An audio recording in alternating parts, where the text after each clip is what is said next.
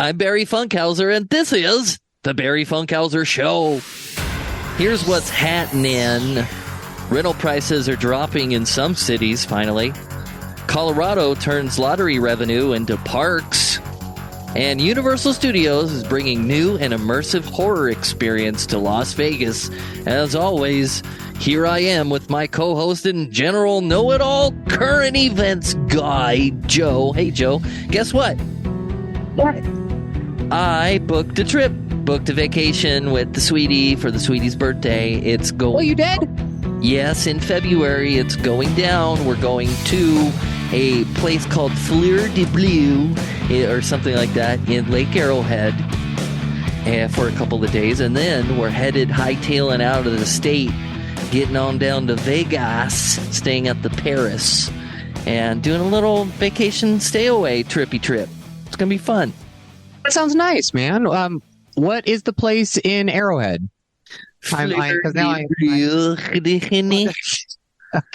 Okay. It's try to say that French word without being silly about it. The first word is fleur. Yes, I get that. And then it's D-E, Mm-hmm. and then L-A-C. That's it. Fleur de Lac. Fleur de Lac. Fleur de Lure. Do you know what that means? No, what does it mean? Do you Lake speak of French? Yes, Lake of Flowers. Lake of Flowers? Fleur de Lac? Mm-hmm. Well, it's going to be a nice little cabin stay right there on the lakefront. Oh, I understand why they call it that then.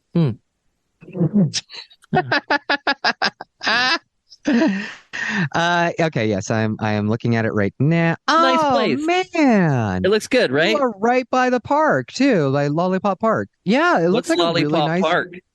Oh, you've never been to Lake Arrowhead, have you? No, I have never been to Lake Arrowhead, have I? Oh. You're going to enjoy it. It's nice up there. Lollipop Park is just I'm not going to blow it. Go to Belgian Waffle Works though. It's good Okay. there.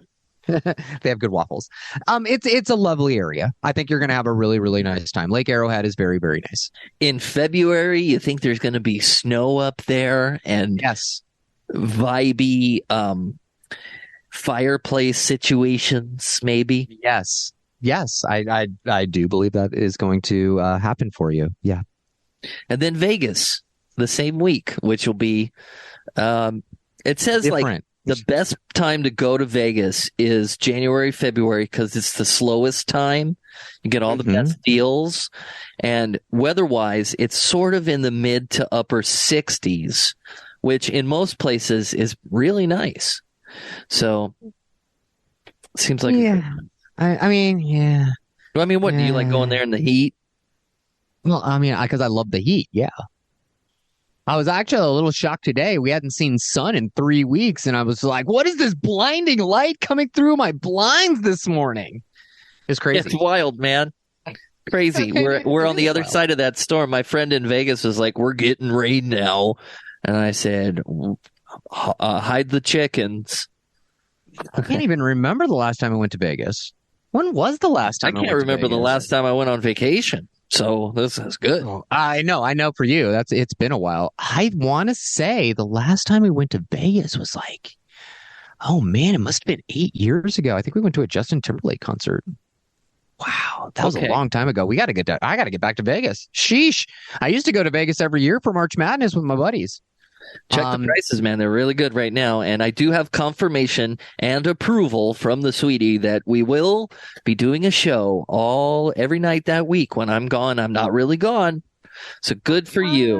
Nice. Okay, well, when you get out there or before you get out there, let me know if Silk Sonic's still playing. Because that's the only reason I want to go to Vegas is so I could see Bruno Mars and Anderson .Paak. I'll investigate that for you. I'm sure I'll see 7 billboards for it. I'm sure you will.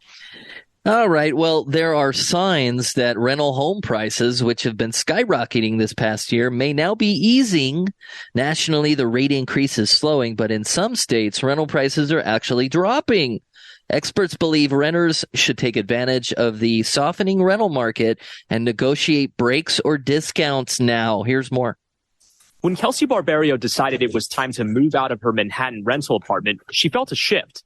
I would definitely say the market's softening. A shift that could benefit her. Had brokers hounding me for different apartments. Like the texts I was getting, they really wanted to fill those spots. Rents nationwide have skyrocketed over the last year, but now signs that prospective renters are starting to gain the upper hand. I think there are a lot of nicer buildings out there that can give me a lot more for my money. Here in Manhattan, prices remain substantially higher than they were a year ago, but signs of relief as rents saw the largest monthly drop since the pandemic started. And in other corners of the country, rental rates are not just slowing, they're falling. Cities seeing sharp declines include Minneapolis, Oklahoma City, Phoenix, and Houston. In Texas, Adrian Wells upgraded from a 2-bedroom apartment to a 4-bedroom house for just a little extra. I'm seeing it across the whole city of San Antonio. It's going down, or they're staying at a certain level, but they're not going up. Government data does show the nationwide cost of rent rising 8.3% over the course of 2022.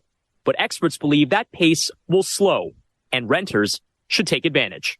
It's a good idea to ask for either a lower rent or some kind of concession. Housing expert Daryl Fairweather says renters should try to negotiate breaks like a free month or two, or even discounts on parking or pet fees. And when looking at rental documents, ask about future rent increases and see if leases longer than 1 year will come with favorable rates. Barbario has already signed a new lease elsewhere in her neighborhood. So you excited to move out? I am so excited. I think it's going to be really nice for me. I think it's a much needed change, and I'm just really happy about it. A silver lining after what has been a rough year for renters. Brian Chung, NBC News, New York. Well, that's good news, right? And I know that my sweetie, I've been hounding her because we live a little further away than we'd like to of each other. And it's both time for both of us to think maybe we could, coexist. We spend all the time we have together anyway. So might as well look. And we've been looking casually online, and I mean, prices are still in the $2,400 mark. But just the other day, she found one for $1,200. And the first thing we got to say is like, it seems a little fishy to me that here in California it's that low. But after hearing this news, they may be onto something. That sounds where are you finding $1,200? Well, it's in and Ventura. What kind of a place? What kind of? Oh, well, that sounds reasonable then. Well, yeah, I mean, it's not in Los Angeles County, so still fishy. So, but I mean, it is good to look at your landlord in another way and say, how about a little deal? How about a little break? Now that things are getting cheaper again. Give me a month. Well, I mean, COVID helped people, I think, in the cities, especially. A lot of people that had the means to move out of the city of places that they didn't like, moved to bigger areas. I don't think that they necessarily moved out of Los Angeles. Everyone was like, oh, California, it's losing so many people. Every blah, blah, blah, blah, blah. It's not true. We gained 500,000 new residents last year in 2022. Where were those residents moving, though? Inside the state, people were basically staying in their counties. They were just moving to larger properties. So they might have been moving from like the Sherman Oaks area out to like Woodland Hills or something like that. But they weren't necessarily they're not a ton of people. Like everyone was like, oh, everyone's moving from California to Texas or California to Arizona. So honestly, it didn't really bear out. Well, the places that the rent is dropping are places like Oklahoma. And no one wants to live in Oklahoma. Have you ever been to Oklahoma? That's what I'm saying. Like, it's winter time now, and they may have moved there in the spring of last year. Especially wintertime in Oklahoma sucks. Let's get out of here. I just want to say, like, there are nice places in Oklahoma. Oklahoma in the spring and late spring is honestly, it's pretty gorgeous. Yeah, but it's just the weather, the grasslands and stuff. Oh, but the change of the weather is something that some humans underestimate the ability if they can last through it. It's like, absolutely. Oh, Montana's great, man. I can get a big giant house. All right, go ahead, try it for a year. Way. It gets like -20. See if you start crying when you don't see grass for 5 months, and you're like, why am I depressed? Well, go to Portland and try to sunbathe. I know. Like, we were actually talking about that. How there are things that people don't really take into account when they're figuring about moving. And living in Southern California, our time change isn't very dramatic. It's maybe an hour either way. But you get up to Portland or Seattle, and in the middle of the summer, it's like Seattle, it doesn't get dark until past 10 p.m. We go to bed at like 9:30 because we're old and we wake up early. Having the sun still out at like 10 o'clock, that would just really, really screw with us and our internal clock. So those are things like you don't really think about when you're thinking about moving. I don't know if I would be able to really hack it up in Seattle. One, because of the sun in the middle of the summer. And then it's like cloudy for 250, 300 days of the year. It would drive me crazy. Yeah. But people don't realize that. Everybody's different, but I'll tell you, if you're just thinking like, oh, I can move to another state, it'd be fine. Well, the data is showing that people are fleeing. All right. Well, today's show is brought to you by Because I Have to podcast, when living your dream is the only option, with Julie Slater and Jason Friday. Because I Have to delves into the lives of people daring to pursue their passions. Check it out wherever you get your podcasts. And we just had a chance to bro down with the legendary Julie Slater and Jason Friday. Did you? And Jason Friday is way taller than I thought he was going to be. He seemed like Jason Wednesday. And he's like the norm in Cheers, man. You know, it's like you talk to the guy for 30 seconds. It's like, I think I just met a friend that's like, we're going to go have beers. Like that dude is like the most fun person I've met in a long time. So it's a fascinating couple of people that do a podcast. And I'm sure I think we've got Jason Friday coming on the show eventually. I think we talked him into it finally. Finally, maybe on a Friday. Maybe he'll come in. Oh. Maybe on a Wednesday. I don't know. Maybe it'll Jason Friday on a Wednesday. That sounds good to me too. Fine. All right, more news. The Colorado Lottery allocates revenue generated from ticket sales for Powerball, Mega Millions, and other games to fund parks, trails, and recreation projects across the state. So let's learn more about that. Lottery winnings are often spent on luxury items or paying off debt, but some states also benefit those with the revenue they generate.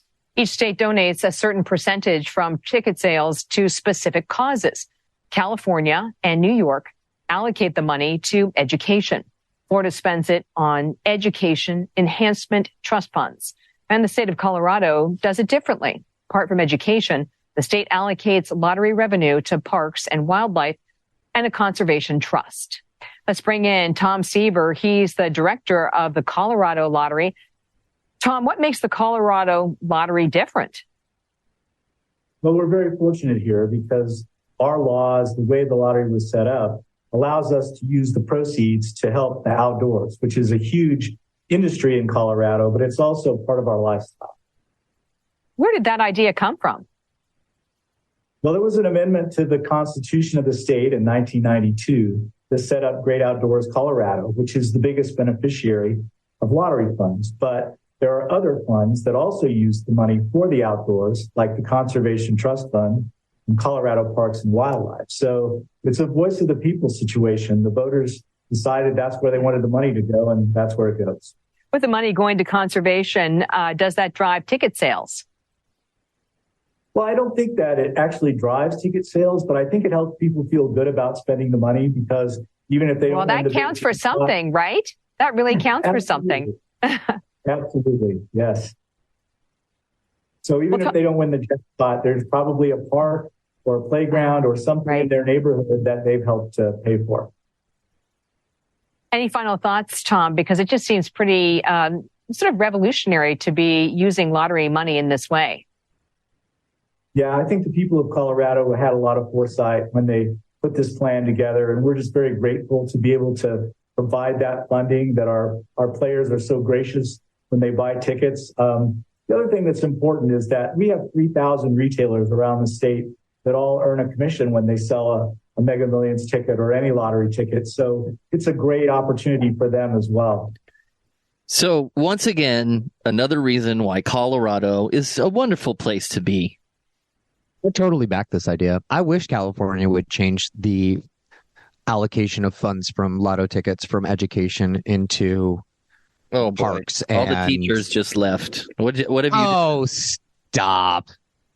Well, how else are they going to get their money? Doesn't everything go to education? Like I'm paying all these taxes and stuff, and they're all under the guise of education. I just think there's some overpaid education department people somewhere because teachers are complaining they're never getting paid enough, and classes are overcrowded, and we just California is different though. California teachers are paid pretty well. I mean, we've had Teacher Tim on a few times. He's told us about teacher pay. You know what? You're absolutely right. There's enough money there. So I'm with you on changing it to Parks and Wildlife, though. I mean, everybody gets to benefit from Parks and Wildlife. Everybody. I'm not having kids.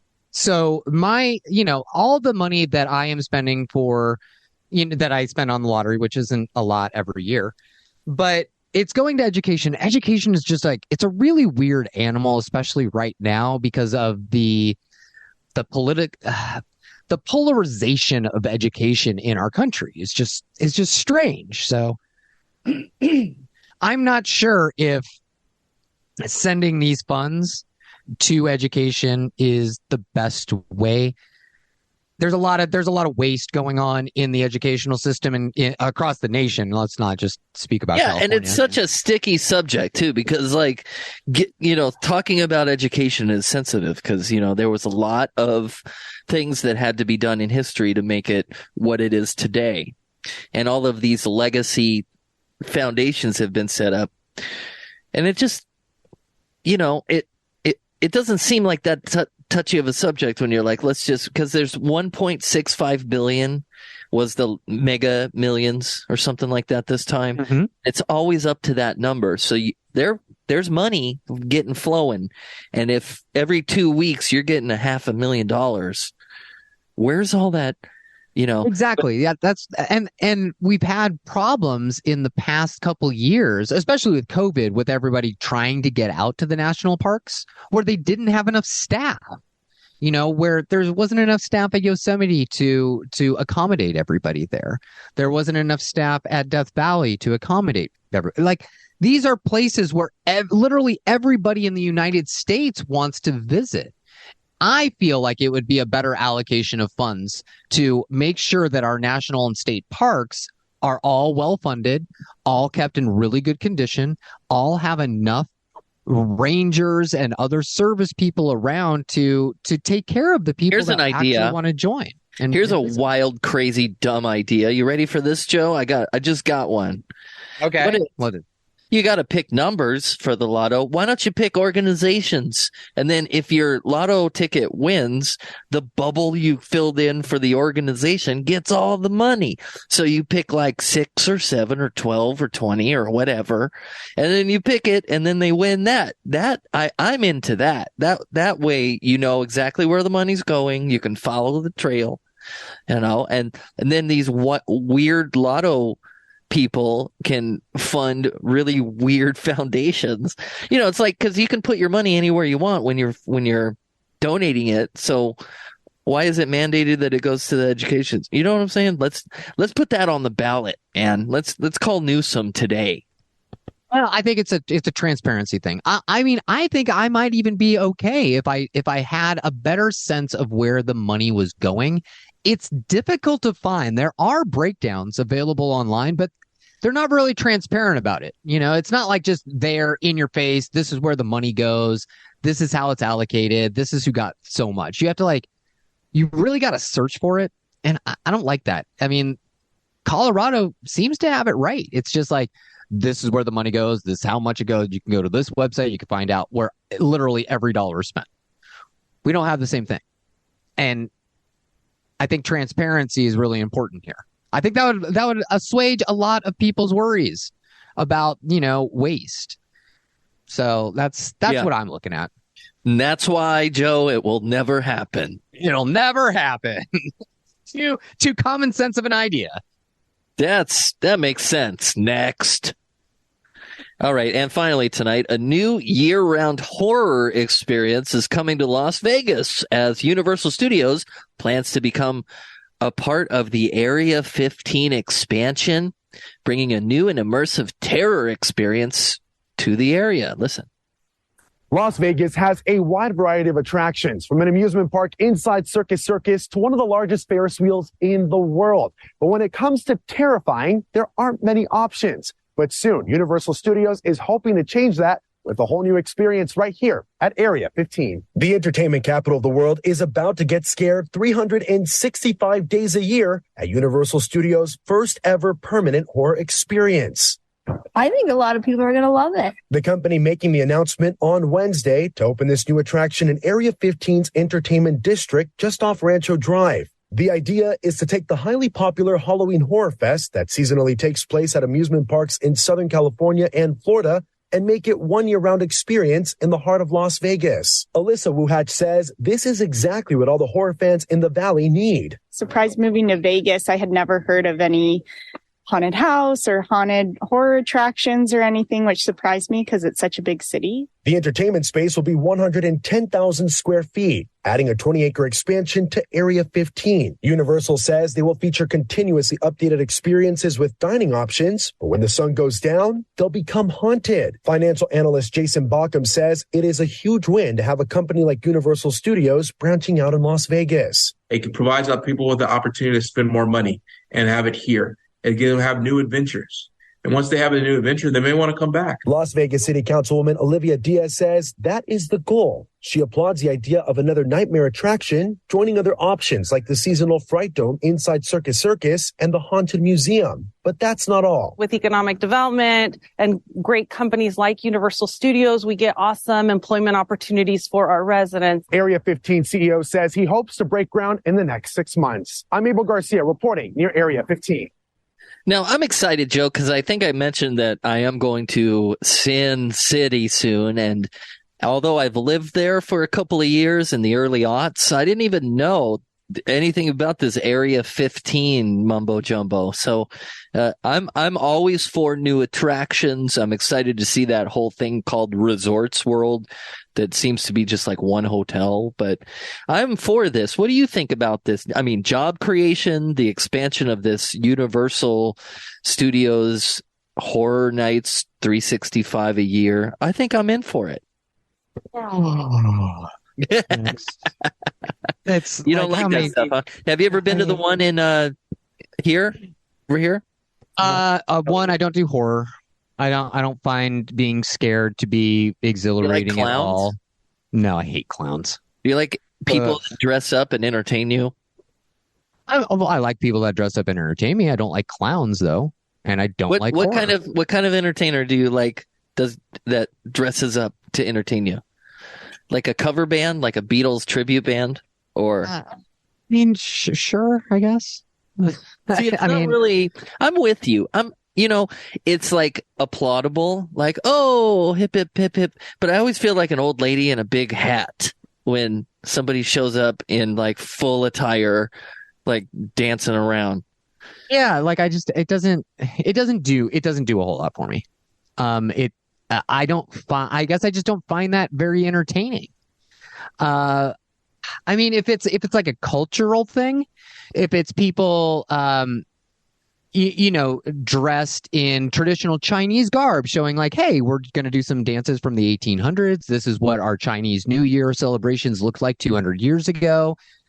Something like that would be interesting to me. I think something, that is cultural like that would be interesting. Okay. Not like, sure. I've never been one for circuses.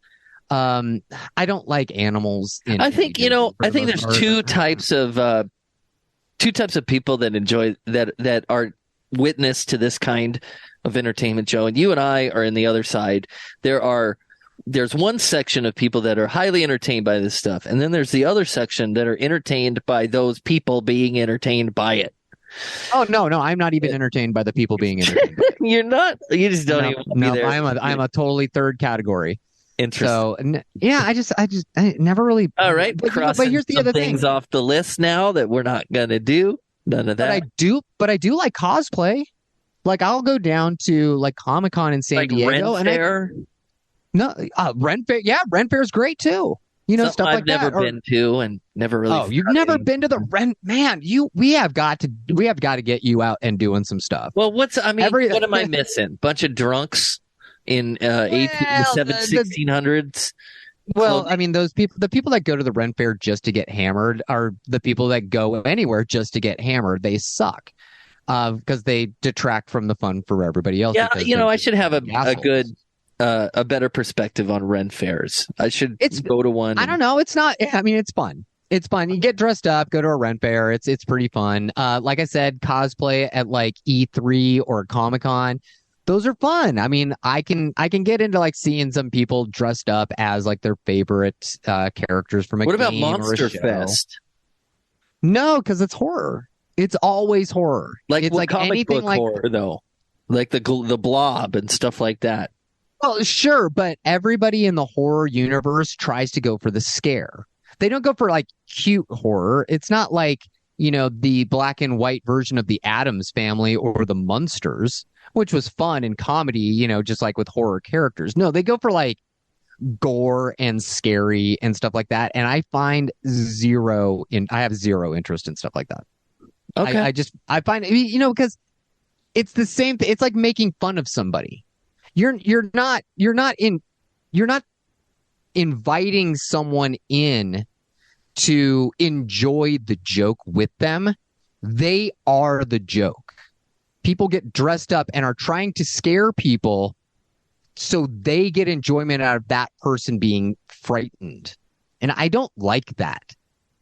I'm not going to make fun of someone, and I'm not trying to like scare someone to get me off. Like, I think that is really, really dumb. And I agree. I'm with you. Yeah. So, I mean, but here's the thing. You know what? A ton of like, if you like to be scared, that's a different thing. Like, fine, go be scared. And so for horror fans, this is probably going to be awesome. They're going to be able to go and interact and like get scared and go through mazes, and they could do it in, the middle of June. No, I'm like going to tell you right now. Here's how it's going to go. Okay, I'm going to tell you right now. Well, all the Cirque du Soleil's tickets are sold out. Do you want to go to this Universal thing? It's only $8. Okay, let's go to that. It's going to be the last thing, like the bottom of the barrel. It's like they're going to have 16 and under get in. I absolutely disagree. One of my really good friends, Dave, is like a huge horror buff.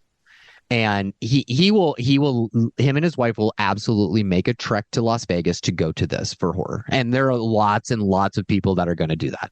This will be an actual draw. People will want to go. Horror fans will want to go and do that. I still think it's not going to be a top draw, though. Oh no, it totally will be. And if Universal is smart about that, they're going to get oh gosh, who's the guy that did like this? Robert Ramirez, is that the horror guy who did like Day of the Dead and stuff like that? Anyway, they'll get like a bunch of like really preeminent horror people to like do their launch. They'll get licenses from like The Walking Dead and stuff, and so they'll have franchised attractions there as well, I'm sure. And come on, you're telling me that like fans of a property like Walking Dead, like a hugely popular property, aren't gonna like, oh man, let's go do the Walking Dead cosplay thing over at Universal. We'll walk through that maze. People are gonna want to do that. That's gonna be huge for them. I'm sure, but not you. Maybe me. Not me. No, not me at all. I'm just going to Vegas for Silk Sonic, man. That's it. Well, okay, I'll let you know if he's still up there then. No problem. All right, we'll be back tomorrow. I believe we're going to have an all-new show tomorrow, Joe. I'm pretty sure. Yes, we are. So we'll see you tomorrow. This is the Barry Funkhauser Show.